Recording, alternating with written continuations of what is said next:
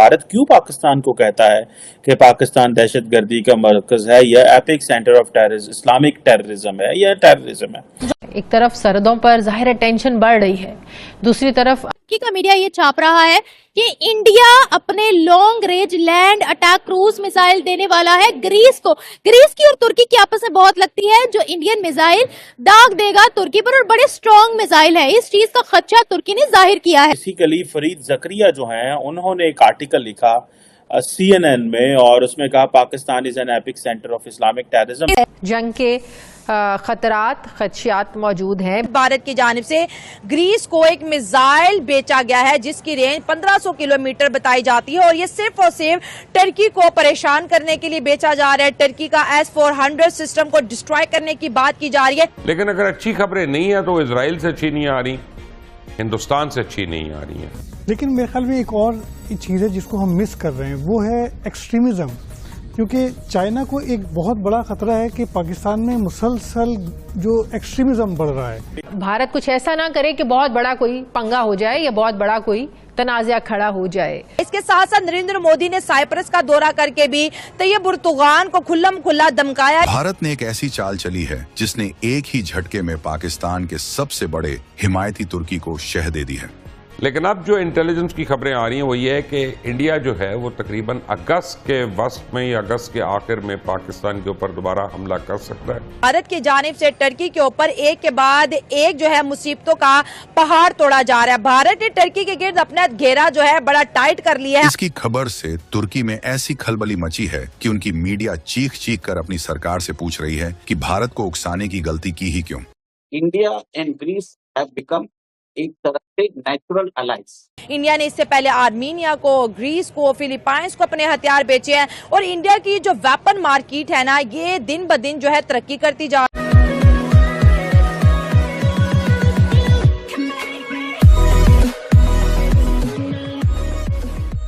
नमस्कार दोस्तों, अब हम सबको पता है कि ऑपरेशन सिंदूर जब चल रहा था तब क्या सिचुएशन थी। पाकिस्तान के पास खुद के कोई हथियार थे नहीं, लेकिन वो जितने भी हथियार यूज कर रहा था या तो वो मेड इन चाइना थे या फिर कहे कि वो मेड इन टर्की थे।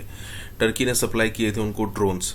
अब हमने देखिए पिछले समय पर जब टर्की के अंदर एक भूकंप आया था तब भी हमने ये नहीं सोचा था कि भाई टर्की हमारा फ्रेंडली कंट्री है या नहीं है। हमने यहाँ पर मदद भेजी थी, बहुत बड़े पैमाने पर मदद भेजी थी, लेकिन टर्की ये समझा नहीं और फिर से उसने वही किया जो उसको नहीं करना चाहिए था। उसके बाद क्या था, प्रधानमंत्री मोदी की जो अलग अलग विजिट्स हुई उसमें ग्रीस की भी विजिट हुई, और उसमें ये बहुत ही सीधे तौर पर कह दिया गया कि भाई आने वाले दिनों में जो है इंडिया जो है वो ग्रीस को हथियार सप्लाई करेगा, मिसाइल सप्लाई करेगा। और उससे होगा ये कि जब कभी भी ग्रीस और टर्की के बीच में अगर सिचुएशन थोड़ी गर्म हो जाती है तो जो ग्रीस है वो यही हथियार टर्की के खिलाफ यूज करेगा। मतलब टर्की ने जो ड्रोन्स दिए थे वो तो हमने यहाँ पर गिरा दिए, लेकिन हमारे मिसाइल्स गिराना उतनी आसान बात होगी नहीं टर्की के लिए। यही बात हो रही है। इसी के साथ ये वीडियो शुरू करते हैं। और हाँ दोस्तों, सुपर थैंक्स के जरिए हमारी मदद जरूर करें। हम बात करेंगे भारत की जानिब से टर्की के ऊपर एक के बाद एक जो है मुसीबतों का पहाड़ तोड़ा जा रहा है। भारत ने टर्की के गिर्द अपना घेरा जो है बड़ा टाइट कर लिया है। आज भारत की जानिब से ग्रीस को एक मिसाइल बेचा गया है जिसकी रेंज 1500 किलोमीटर बताई जाती है, और ये सिर्फ और सिर्फ टर्की को परेशान करने के लिए बेचा जा रहा है। टर्की का S-400 सिस्टम को डिस्ट्रॉय करने की बात की जा रही है। भारत और टर्की के जो रिलेशनशिप है वो ऑपरेशन सिंदूर के बाद हमें बिगड़ते नजर आ रहे हैं, जब टर्की जो है पाकिस्तान के साथ खड़ा है। इसके साथ साथ नरेंद्र मोदी ने साइप्रस का दौरा करके भी तैयब उर्दुगान को खुल्लम खुल्ला धमकाया कि वो कश्मीर का जिक्र छोड़ दे वरना हम साइप्रस को यूनाइटेड नेशन में लेके जाएंगे। ये बहुत बड़ी डेवलपमेंट देखा जाए तो इंडिया की फॉरेन पॉलिसी इस दफा जो है हमें बहुत ज्यादा एग्रेसिव नजर आ रही है, जो कि खुद को भी डिफेंड करना जानते हो। इसके साथ साथ जो कंट्रीज पाकिस्तान के साथ कनेक्टेड है उनको जी इंडिया काउंटर करने के मूड में नजर आ रहा है। इंडिया यूरोप को एक्सेप्ट करता है लेकिन टर्की को माइनस करता है। इसी तरह साउथ एशिया का लीडर बनना चाहता है लेकिन पाकिस्तान को माइनस करता नजर आ रहा है। और हथियार बेचना स्ट्रॉन्ग कंट्रीज की निशानी होती है। इंडिया ने इससे पहले आर्मीनिया को, ग्रीस को, फिलीपाइंस को अपने हथियार बेचे हैं, और इंडिया की जो वेपन मार्केट है ना, ये दिन ब दिन जो है तरक्की करती जा रही है। इंडिया ने क्या किया, तुर्की का मीडिया ये रिपोर्ट्स छाप रहा है जो कि अभी अनऑफिशियल है। अभी इंडिया ने ये दावा नहीं किया कि हम अपना असलहा ग्रीस को देंगे या नहीं देंगे, लेकिन तुर्की का मीडिया ये छाप रहा है कि इंडिया अपने long range land attack cruise missile देने वाला है ग्रीस को। ग्रीस की और तुर्की की आपस में बहुत लगती है, जो इंडियन मिसाइल दाग देगा तुर्की पर, और बड़े स्ट्रॉन्ग मिसाइल है। इस चीज का खदशा तुर्की ने जाहिर किया है। इंडिया का ये कहना है कि बहुत हमने तुर्की की मदद कर ली, हमने हर महाज पर तुर्की की मदद की। जब वहां पर जलजला आया, अर्थक्वेक आया, तो सबसे पहला भारत ही वो देश था जिसने तुर्की को मदद पहुंचाई। लेकिन तुर्की ने हमेशा कहा कि हमारे लिए मुस्लिम उम्मा पहले, रिलीजन फर्स्ट और ह्यूमैनिटी सबसे आखिर में, यानी ह्यूमैनिटी लास्ट है उनके लिए। तो अब हम भी अपने देश को मद्देनजर रखते हुए वही काम करेंगे जो हमारे देश के लिए सूटेबल होंगे। टर्की बहुत उछल रहा था, एर्डोगन बड़ा स्मार्ट बन रहा था, हम तो प्लेन भरकर ड्रोन्स भेज देंगे, तुम प्लेन भरकर मिसाइल से भी भेज दो तो कुछ नहीं उखाड़ सकते हो। There is something very important happening on the side of the Greece. We have Umesh Agarwal ji. Umesh ji, a very warm welcome on the show. The platform is yours. Gayatri ji, आपने सही बोला है। टर्की हमारा हमेशा दुश्मन रहा है और आपने देखा कि ऑपरेशन सिंदूर में उन्होंने पाकिस्तान को ड्रोन भेजे थे। वो ड्रोन इनएफेक्टिव साबित हुए भारत के मिसाइल डिफेंस सिस्टम आकाश तीर के सामने। और 2 साल पहले टर्की में भूकंप आया था। भारत was the first nation to respond. उन्होंने वहां पे जाके मेडिकल कैंप सेटअप किया था और टर्की में बहुत ज्यादा वहां के लोगों ने अप्रिशिएट किया था।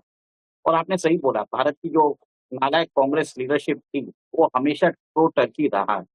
और आपने देखा है कि कांग्रेस ने अपने 100 इयर्स के एग्जिस्टेंस में अपने 2019 में अपना ओवरसीज ऑफिस टर्की में खोला था। इसके कारण हम एक तरह से मेडिटेरियन में हम हमारे संबंध अच्छे नहीं कर पाए थे साइप्रस, ग्रीस और आर्मीनिया। आप ये सोच रहे होंगे ये मैं साइप्रस, ग्रीस और आर्मीनिया क्यों बोल रहा हूँ? तो टर्की का एक तरह से हिस्टोरिकल एक तरह से बैटल है इन तीनों नेशंस के साथ। ग्रीस के साथ उसका एक तरह से वहाँ पे एक सी है, मेडिटेरियन सी के पास एजियन सी है। वहाँ पे बहुत सारे एक तरह से lot of oil reserves, oil reserves के लिए दोनों नेशंस कंटेस्ट कर रहे हैं।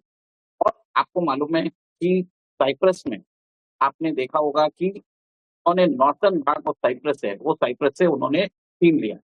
और वहाँ पे साइप्रस के साथ भी उनके टेरिटोरियल डिस्प्यूट है।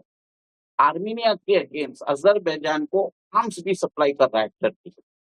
और इसी के कारण Turkey has become a common enemy of Greece, Cyprus, Armenia. और टर्की पाकिस्तान को भी सपोर्ट करता है। तो कहीं ना कहीं आप ये देखिए, India and Greece have become एक तरह से नेचुरल अलाइज। और आपने देखा है कि हमारे जो चीफ ऑफ एयर स्टाफ है कुछ महीनों पहले, 1 महीने पहले वो टर्की गए थे। और टर्की ने हमारा जो रफाल जो हमने यूज किया था ऑपरेशन सिंदूर में, उसकी ऑपरेशनल डिटेल्स मांगी थी, क्योंकि ग्रीस के पास भी वही रफाल जेट्स है। और एक तरह से ऐलान किया है कि वो टर्की को long range long attack cruise missile देने वाला है। इसकी रेंज होने वाली है 1000 से 1500 किलोमीटर। और इस रेंज और ये मिसाइल ऐसी है टर्की में उनके एयर बेसेस, उनके नेवल बेसेस, उनके S-400 सिस्टम्स सबको टारगेट कर सकती है। भारत की ये जो क्रूज मिसाइल है, सब क्रूज मिसाइल है, जो एक तरह से निर्भय का एडवांस वर्जन है, का एक तरह से सुपरसोनिक स्पीड पे चलता है, सबसोनिक स्पीड पे चलता है। और ये अमेरिकन टॉम हॉक मिसाइल है। आपको याद होगा टॉम हॉक मिसाइल को अमेरिका ने यूज किया था ईरान के ऊपर